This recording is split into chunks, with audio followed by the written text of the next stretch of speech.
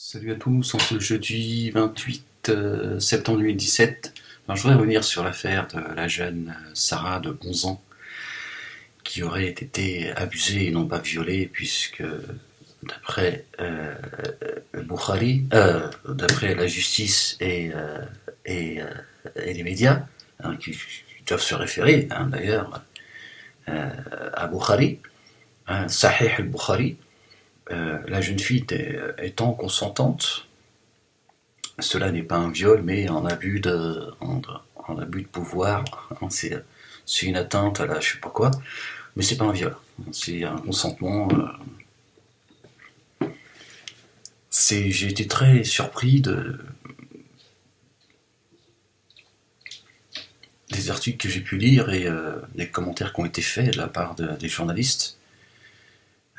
Nous expliquant même que ce père de famille de 2 enfants, dont un qui a 9 ans, donc ce père de famille en faisait 10 de moins, faisait 10 ans de moins. Qu'est-ce qu'on en a à foutre, si ce n'est d'essayer de couvrir, non pas le violeur, mais ce père de famille qui aurait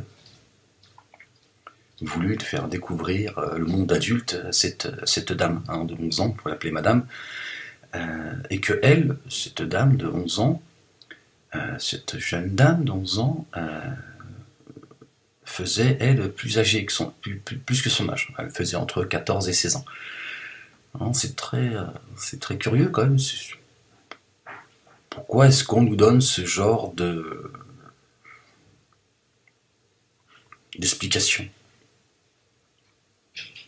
C'est bizarre quand même, on s'en fout de savoir si elle faisait plus que son âge, enfin on s'en fout, non, pas tant que ça, mais que lui en faisait moins de 10, il faisait 10 ans de moins, c'est-à-dire il en a 28, il en fait donc 18, elle, on l'a rapproché de l'âge de 18 ans, en tout cas au moins 16 ans, comme ça au moins on est dans les lois.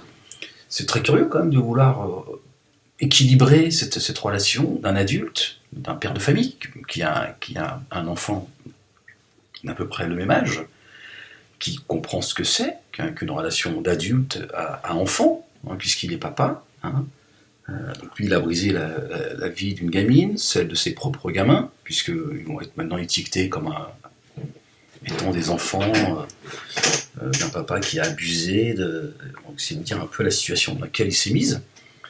Que Dieu nous en préserve nos enfants et préserve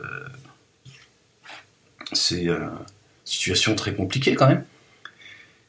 Et donc, on nous explique que cette jeune dame, qui a 11 ans, qui, sortant de l'école, a rencontré ce monsieur, qu'elle connaît plus ou moins, puisqu'ils habitent la même cité, le même quartier, et il lui a demandé s'il voulait lui apprendre à embrasser.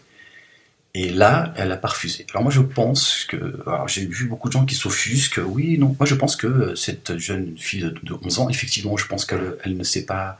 Elle n'a pas repoussé ses avances. Voilà, je pense que c'est aussi la société dans laquelle nous vivons.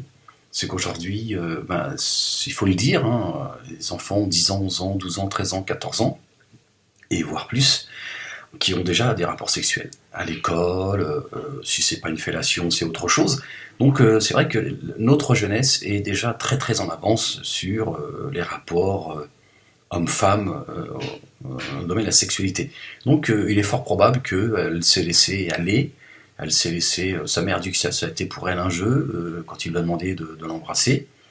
Et puis après, je pense qu'elle s'est retrouvée un peu piégée dans tout ça, et effectivement, quand elle a dû prendre conscience de la gravité des choses, il était déjà trop tard pour elle. Mais je pense que quand la justice et les médias, qui se réfèrent à Sahih al-Bukhari, qui disent qu'elle était consentante, je pense qu'il y a un abus de langage, je pense qu'ils exagèrent. Il est vrai qu'il n'est pas normal qu'une enfant de 11 ans, qui a un âge de raison, qui reste une enfant, faut pas exagérer non plus, aurait dû dire écoutez, laissez-moi tranquille, non, je vais prévenir ma mère. Elle aurait dû agir comme ça. Comment se fait-il qu'elle s'est laissée aller? Je pense qu'il faut se poser des questions.